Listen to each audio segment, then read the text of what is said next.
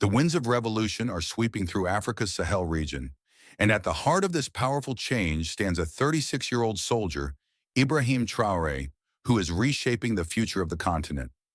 His rise to power in Burkina Faso is not just about one country, it is about a new vision for Africa. One where the continent breaks free from colonial legacies, foreign interference, and the chains of dependency. Traoré's bold actions are stirring the flames of unity and sovereignty across the Sahel and beyond, inspiring millions of Africans to stand together in pursuit of independence and progress. In this deep dive, we explore how Ibrahim Traoré is not only challenging the status quo, but also setting the stage for a new Africa, driven by its own people, resources, and vision. This is the story of a continent awakening, and at its core, a leader who dares to rewrite history. In the heart of West Africa, where the dry winds of the Sahel whisper ancient stories of struggle and resilience, a new chapter began to unfold in 2018-2022. A chapter not written by seasoned politicians or foreign strategists, but by a young soldier, raw, unpolished, and brimming with the fire of conviction. His name, Ibrahim Traoré. And his story is not just a political drama. It is a story of a people who dared to believe that change was not only possible, but necessary. To understand the rise of Ibrahim Traoré, we must first understand the hunger of his nation. Burkina Faso, a land once called Upper Volta, has long battled with insecurity, poverty, and the aftershocks of colonial exploitation. The country's history is peppered with coups and corruption, promises broken, and futures stolen. By 2022, jihadist insurgencies had seized control of vast rural areas, displacing over 2 million citizens. The once vibrant hope of the people had dimmed into silence. But as history has shown time and again, when the people are pushed to the brink, they do not break. They rise. Captain Ibrahim Traoré emerged from the barracks, not as a power-hungry warlord, but as a man burdened by duty and driven by a purpose greater than himself. He was not polished by politics. He did not speak with the careful diction of diplomats, but his words carried the weight of truth and the fire of revolution. On September 30th, 2022, he led a coup against the interim president Paul-Henri Damiba, not for personal gain, but because the people had lost faith. They demanded leadership that would act, not just talk. And in Traoré, they found their voice. What followed was extraordinary. As news of the coup broke, instead of fear, there was celebration.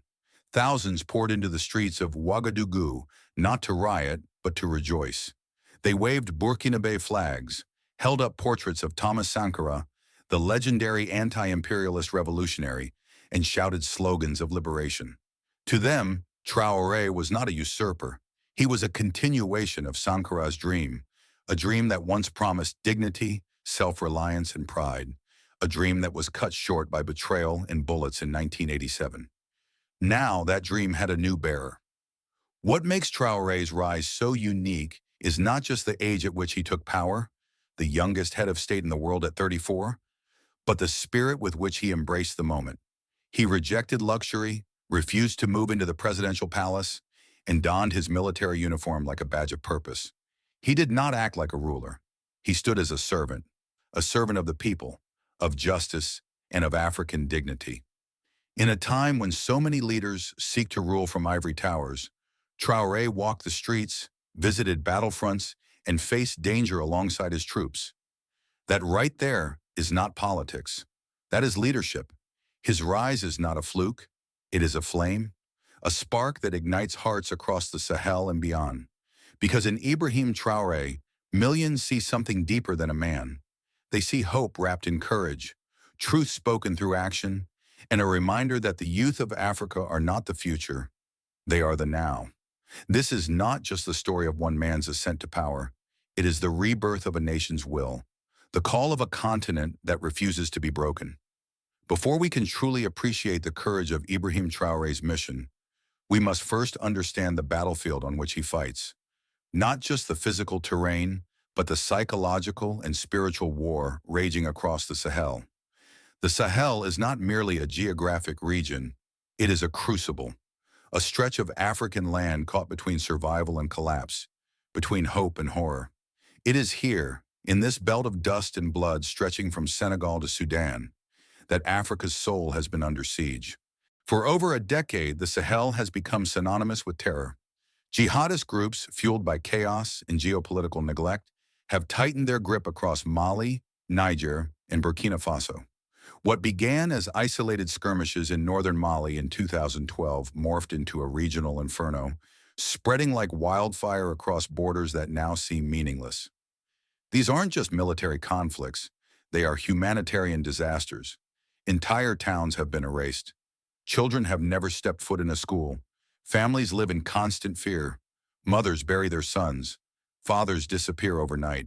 And every gunshot echoes a truth the world doesn't want to hear. Africa has been abandoned. Burkina Faso, once a land of peace and strong rural culture, found itself in a chokehold. Over 2 million people were displaced. More than 6,000 lives lost in the past year alone. Vast swathes of the country were declared no-go zones, not by the government, but by the militants who enforced their rule through violence, fear, and blood. Schools closed, markets destroyed, roads mined, and with every village lost, so too was a piece of the nation's dignity. Yet what is perhaps most damning, most painful, is the silence of those who claim to be protectors. The French military had long operated in the region under Operation Barkhane, with support from the UN and other Western forces, billions of dollars spent, thousands of troops deployed. Yet the situation deteriorated. The people began to ask, why are we still dying? Why is France here if nothing gets better? These weren't whispers of conspiracy. These were cries for truth. And in those cries echoed the deepest wound of all, the wound of betrayal. The people of the Sahel realized they were being played by geopolitics, exploited by foreign interests, and betrayed by elites who danced to tunes from Paris and Washington. The threat was not only from terrorists in the forests, it was from the hollow promises of those who benefited from Africa's suffering. This is what it means to be under siege. Not just the bullets, but the silence. Not just the attacks, but the absence of justice. The very fabric of society began to unravel, and the world stood by, indifferent. But even in this despair, the human spirit persisted. Communities found ways to survive. Elders kept traditions alive. Women organized in refugee camps. Young men took up arms, not for power, but to defend their homes. And from the ashes, a new determination was born. A resolve that if the world would not save the Sahel, then the Sahel would save itself. It was into this storm that Ibrahim Traoré stepped, not as a savior, but as a soldier with a vision. A leader who did not look away from the horror, but walked into it. He saw a nation bleeding, a region in agony, and he made a choice, not to escape, but to confront, not to surrender, but to stand. And that decision, so rare in a world of excuses, is what marks the beginning of something historic. Because the Sahel may be under siege, but it is not defeated. Not while courage breathes. Not while leaders like Traoré refuse to kneel. The siege may continue, but the resistance has begun. There comes a moment in the life of every nation where silence becomes betrayal, where cooperation becomes complicity, and where survival demands rebellion. That moment arrived for Burkina Faso under the leadership of Ibrahim Traoré. In the shadows of colonization, behind the curtains of diplomacy, and beneath the polished speeches of international partners, lay a truth the people of the Sahel could no longer ignore. They were not free. And Traoré, with the fire of his ancestors in his blood, rose not just to lead, but to break the chains that had shackled his people for far too long. To the outside world, these chains were invisible, hidden behind foreign aid packages, development deals, and security pacts. But to those on the ground, to the mothers who buried their sons in lands littered with foreign troops, the truth was crystal clear. The chains were real. They were forged through decades of economic dependence, political manipulation, and military subjugation. France, the former colonial power, still held military bases across the Sahel. It claimed to fight terrorism, yet the terrorists grew stronger. It claimed to protect the people, yet the people suffered more. In every village abandoned, in every convoy bombed, in every life lost, there was a question. Why are we still under foreign control? Ibrahim Traoré heard that question, and unlike so many before him, he didn't flinch. He didn't negotiate freedom, he declared it. In January 2023, he delivered a historic demand. French troops were to leave Burkina Faso. Not in a year, not in a decade. Immediately. The world gasped. Western leaders condemned. Media outlets scrambled for headlines. But the people? They rejoiced. They danced in the streets, waved flags, and sang the songs of freedom. Convoys of French troops exiting Burkina Faso were met not with stones or rage, but with relief and pride. This was not merely a geopolitical shift. It was the breaking of a mental prison. For the first time in decades, Burkinabe citizens could say, with truth in their hearts, "This land belongs to us." But Traoré did not stop at military independence. He turned eastward, not in submission, but in strategic defiance.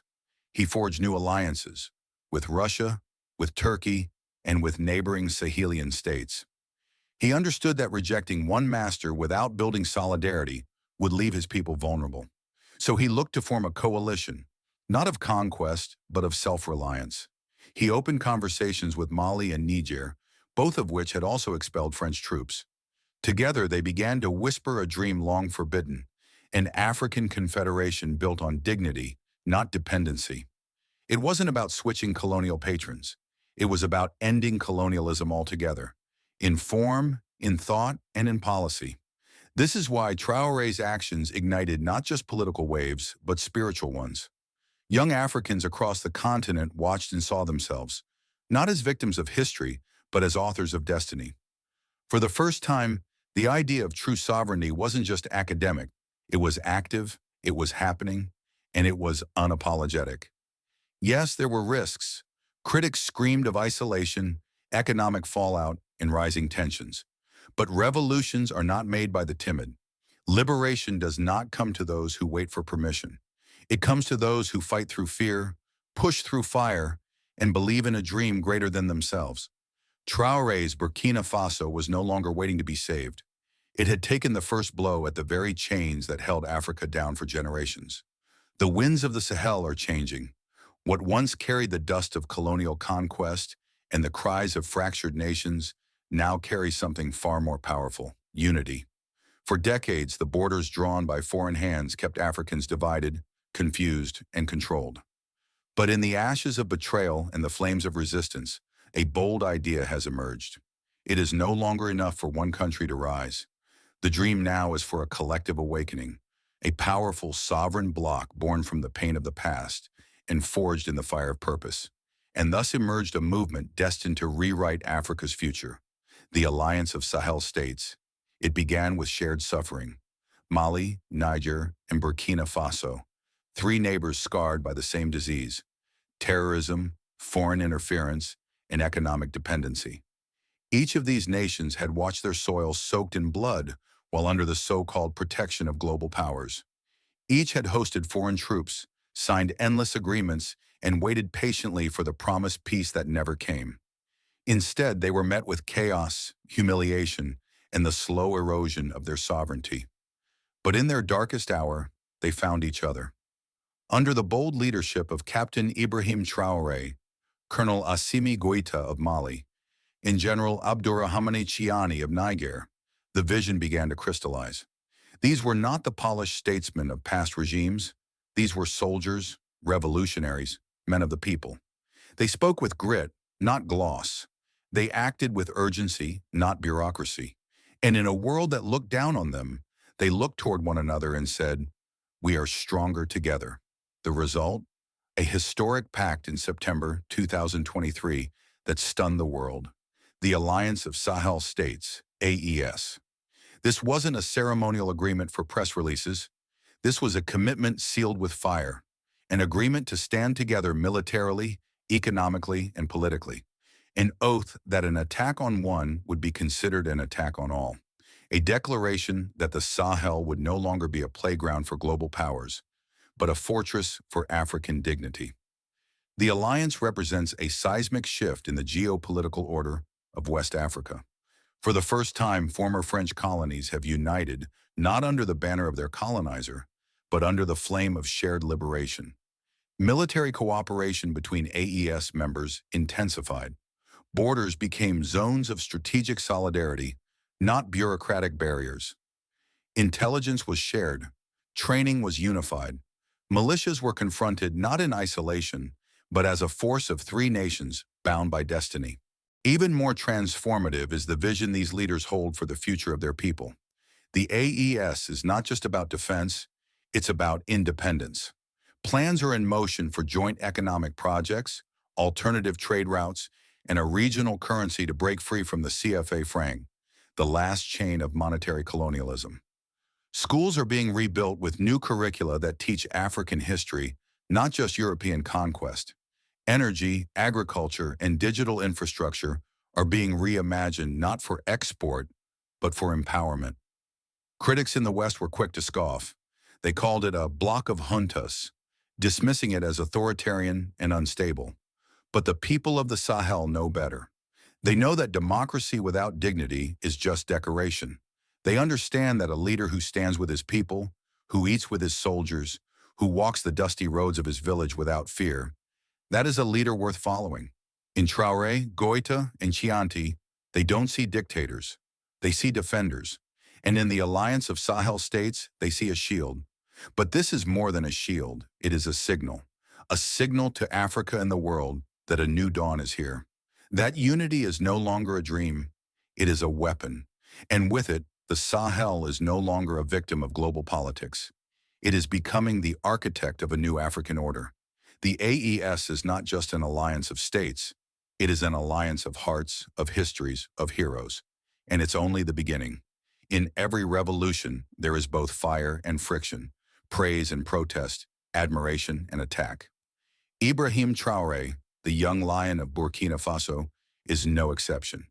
While millions hail him as the torchbearer of a new African dawn, others paint him as a threat to democracy, a populist, even a strongman in disguise.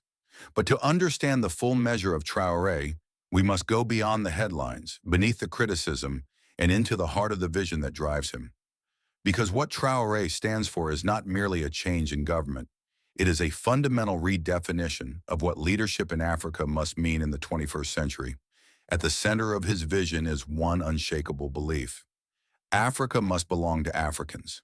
Not in theory, not in slogans, but in concrete, practical, and sovereign ways. For too long, the continent has been treated like a pawn in a global chess game. Its resources extracted, its leaders co-opted, its people silenced. Traoré dares to say no.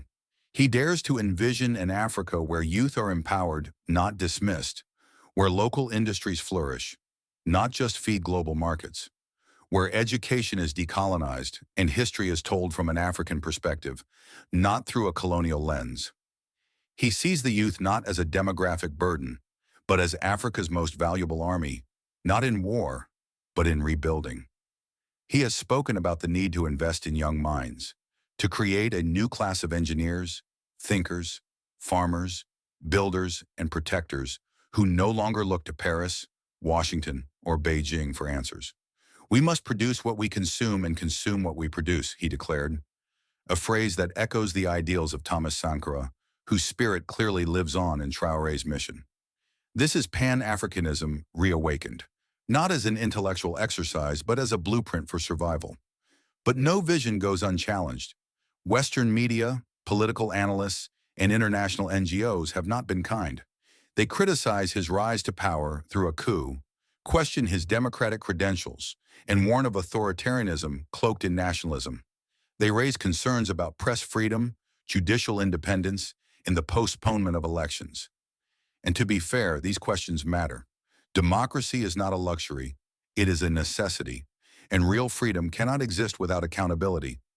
Yet what the critics often fail to grasp is the context. Burkina Faso was on the edge of collapse when Traoré stepped forward. Jihadists controlled more than half the country. Corruption has eroded public trust. The people were not choosing between democracy and dictatorship. They were choosing between survival and extinction. And in that choice, they found a leader who did not hide behind palace walls, but one who took to the front lines. A leader who faced the same bullets, slept in the same heat, and bled with the same soldiers. Criticism must never be ignored, but it must also be honest. It must not come from the same voices that were silent when foreign troops enabled destruction.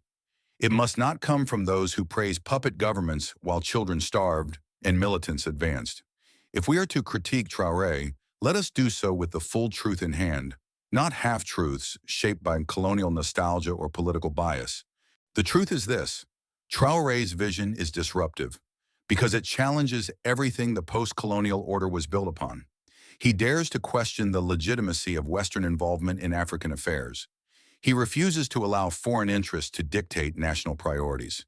And most importantly, he reminds his people that they have the right to dream big, to live with pride, and to fight for their own future without asking for permission. This is what makes Traoré powerful. Not because he is perfect, but because he is willing to stand, to speak, to risk, willing to walk where many fear to tread. His vision may not be polished, it may be raw, but it is real. And in a world drowning in scripted leadership, perhaps that is what Africa needs the most. A leader who dares to feel the pain of his people and dares to dream beyond it. What if the map of Africa we've known, the one printed in school books, on news reports, and in diplomatic briefings, wasn't just outdated, but wrong? What if it no longer reflects the reality of the ground, the spirit of the people, or the direction of history? Because something extraordinary is happening, something the colonial architects of the past never imagined. A new map is emerging, a map not drawn by foreign hands but carved by African will. And at the heart of this tectonic shift stands a name the world cannot ignore: Ibrahim Traoré. This is not about redrawing physical borders. This is about redefining the meaning of power, sovereignty, and unity. The colonial borders still exist on paper, yes, but in the minds and hearts of millions, those lines are fading. In their place, we are witnessing the rise of regional blocs like the Alliance of Sahel states, a seismic rejection of the artificial divisions imposed by European empires. Mali, Niger, and Burkina Faso are no longer isolated players in a global game. They are a unified front, declaring to the world that the era of fragmented submission is over. Traoré's leadership is helping to chart this new terrain, not just through policy, but through symbolism and sacrifice. He is not a bureaucrat maneuvering within the old systems. He is a disruptor, dismantling them brick by brick. He speaks to the continent's deep generational wound, that Africa has always been rich in resources but poor in power, that the greatest export hasn't been gold or oil, but hope drained slowly by systems designed to keep Africa dependent. Now that hope is coming home. The new map is not just geographic, it's psychological.